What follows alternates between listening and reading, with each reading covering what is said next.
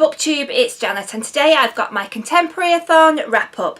I've really enjoyed taking part in this challenge. There were 7 challenges, but you were allowed to double up on some of the challenges, and I'm really thrilled that I've managed to read 5 books. The first challenge was to read the most recent contemporary book that you bought, and so for me that was 3 Things About Elsie by Joanna Cannon, together with the second challenge, which was to read a book with pink on the cover, because the Contemporaryathon took place over the course of Valentine's Day, so that ticked 2 boxes for me.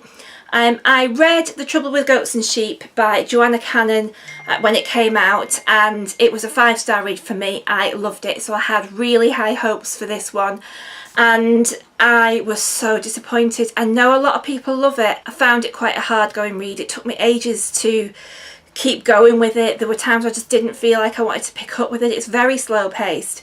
It follows the story of Florence, who's in sheltered accommodation, and she's obviously had some sort of fall, and she's got some memory problems, and she's reflecting back on times in her youth where her best friend's sister died or was killed, and the domestic abuse that she'd suffered, and what then consequently happened to the perpetrator of this domestic abuse, who she feels has now changed identity and appeared in the sheltered accommodation home.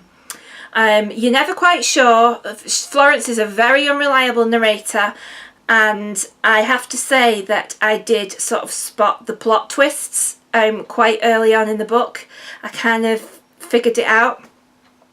I ended up finishing it off on audiobook because of the love that I had of The Trouble with Goats and Sheep. I thought, keep going with it to see if it gets any better. But it just didn't pick up for me, so I was really disappointed with it.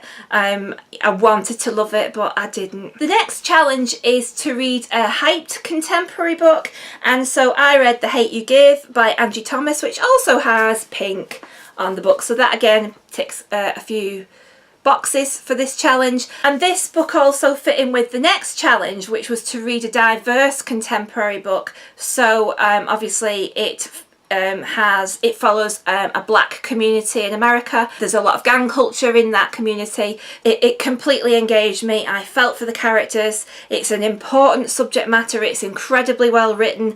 I don't want to give too much away, but yes, it was pretty amazing. It didn't disappoint, and I'm so glad that I've read it. The next one was to read a dark or taboo subject for your Contemporaryathon. So I chose to read Little Fires Everywhere by Celeste Ng, and this again is very well hyped, so this again could tick a couple of the boxes of the challenges. I know this has been everywhere and people have loved it, and again this one did not disappoint. It was fantastic.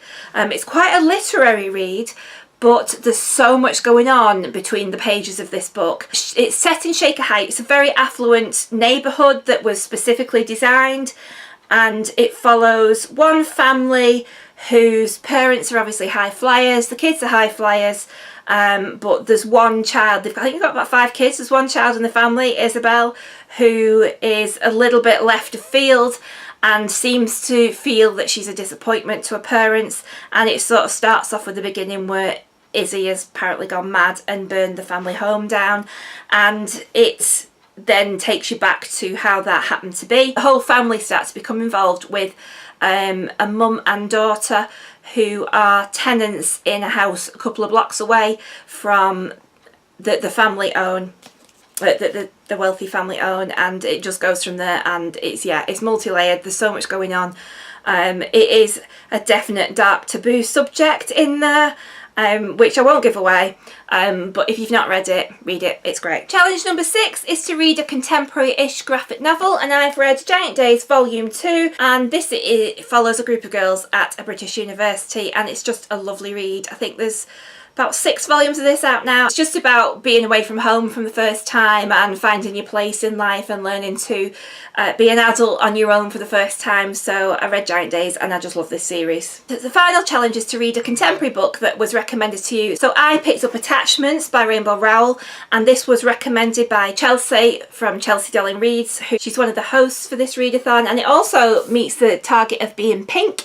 and this was perfect to read around Valentine's Day. I absolutely loved it.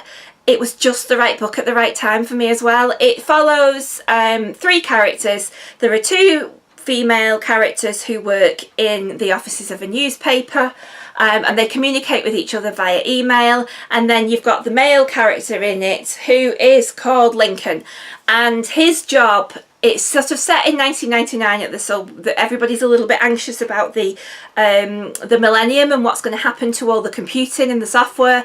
So his job is to police the internet basically, and to read any emails that get flagged up as suspicious. And obviously some of the content that the girls are talking about gets flagged up, but he gets sucked into the life and starts to really care about the 2 girls.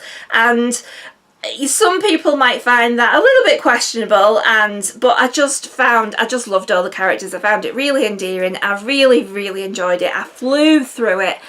It was just a perfect read for around Valentine's Day, and so I thoroughly recommend that as well. The more I read of Rainbow Rowell, the more I enjoy her books. So that was it for my Contemporaryathon. I'm absolutely thrilled to have taken part. I'm absolutely thrilled to have completed all the challenges. So let me know how you're getting on, if you took part in Contemporaryathon, if you've read any of these books. Let's chat down below. I will see you all soon, BookTube. Keep reading. Bye!